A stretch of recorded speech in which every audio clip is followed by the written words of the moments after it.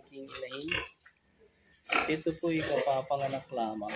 Kaya lang, nung nanganak siya, nahirapan siya. Kaya yung kanyang mga anak, hindi na padodo, hindi ko naagapan, lahat po ay nawalay. Ayan po siya. Naka-recover na. Halos sabay sila, 2 araw lang pagitan itong isa. Nanganak. Ito po yung isa. Siyam ang anak nito. Kaya lang sayang namatay lahat.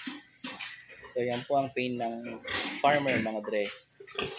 Pain ng pag-aalaga ng mga ganito, pag-racing.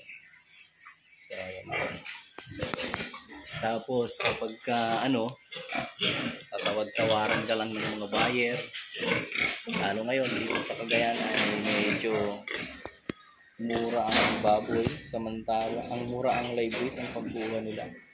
Samantalang hindi naman nagbababa ang bentahan ng meat sa palengke.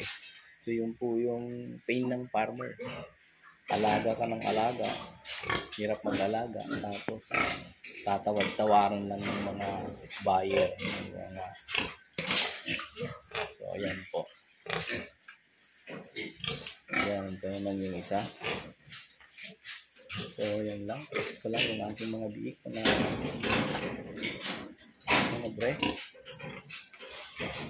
Cute sila, nagpapahinga.